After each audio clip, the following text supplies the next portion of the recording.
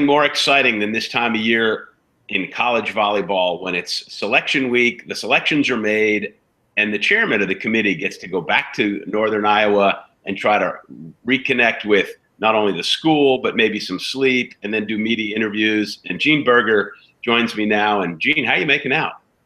You know, today's a good day at the University of Northern Iowa, primarily because our volleyball team did make the field of 64 this year for the 19th time.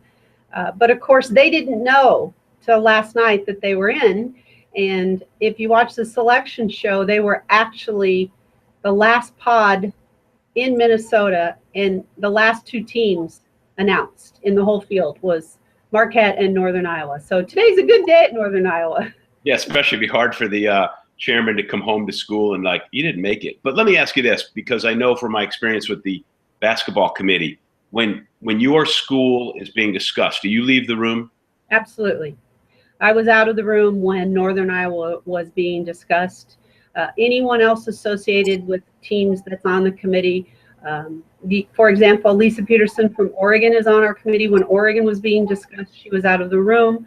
When Florida State was being discussed, Vanessa was out of the room. So when your team is being discussed, you are not part of that.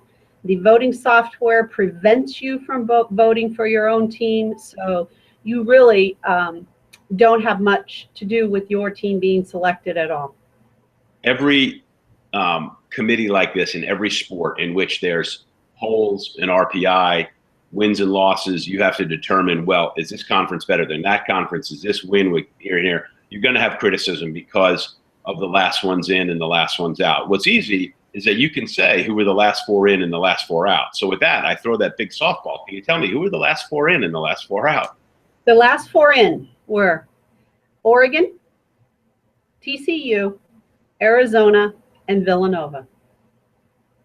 All good teams, all that had, good seasons, good victories. And of course you could make cases, well, they shouldn't have been out because then you've got the last four out. Right. And the last four that did not get in, the first four that did not get in were Pittsburgh, Baylor, Boise State, and Wyoming. Pitt was kind of a surprise to me. And I'm sure all of these got debated very, very seriously among all of you. Mm-hmm. We have a little spreadsheet that we pull the teams up and look at, and we compare our overall win-loss record. We compare their strength of schedule. We compare their non-conference strength of schedules. We compare their wins. The wins in the 1 through 25 range of the RPI, the wins from 26 to 50, and even this year we dissected overall top 100 wins. We also look at their losses. We also look at the last 10 because we want what we believe to be the teams that are playing their best volleyball right now to be in the tournament. So you look at that and we compare many factors of the RPI, team by team, as a group, and then each committee person has the ability to dissect and vote how they feel accordingly, what they feel is most important, in each vote that we make. Ultimately, what happens when you get past this point of it, the tournament begins, no matter the sport, and it's all going to work out great. They're going to be great matches. It's going to be a great tournament. This has been a season of unpredictability anyway, with a really high level volleyball.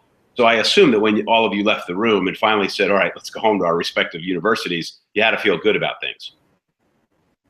Really good about this committee. We have former coaches. We have people who know the sport of volleyball. In the discussions we had on all the teams were thorough. We dissected. We came back and looked at it again. We looked at the results on Friday night. We looked on, we watched the Penn State-Nebraska game. We watched conference tournaments. There were some losses by some teams. Illinois lost. Iowa State lost to Colorado State. North Carolina lost to Duke. What do you do with those teams? Similarly, Nebraska beat Penn State. So those affected our deliberations, and we went back and talked to it again. So I feel really good about the quality of our discussions and the quantity of the analysis that we did. There's some fantastic first round matchups, a lot of really intriguing games. And of course, people looking ahead saying, oh, well, in the second round, you could get this or that. But I know you know this, but the Oregon-Wisconsin first round matchup, that showcase, and there had to be a point in the discussions where you said, ooh, this is really big. You know, it's after it's all taken place that you go back and you look at the bracket, because we review the bracket and we check to make sure we had, that we haven't sent the team to the same place 3 years in a row and they aren't playing the same team that they did last year. We can't put the same conference at the same place. So we have all of these safety nets for our bracket. And as you're going through the bracket and you say, oh my gosh, Oregon is going to play at Wisconsin, 2 veteran coaches from arguably the 2 toughest leagues, 2 of the 3 toughest leagues playing in a first round matchup. What an awesome volleyball match. Yeah, and I expect there's going to be quite a few of them, and we're going to look back and go, mostly you got it right because you did. And I think the college volleyball world appreciates how hard all of you work. And like I said, these tournaments happen, and come 3 weeks from now or whenever it is in Omaha, we'll forget we even had this conversation. And, we'll have a team. They'll have a team like BYU from last year's bracket. If you remember last year, BYU wasn't seeded. Whether or not the committee dismissed that or whether or not we got BYU fired up, ready to go, they made a run through the tournament that was so fun to follow and watch. And so, who's going to be this year's BYU? Who has a strength of a volleyball team that's not hosting, that can get through all the rounds to the finals?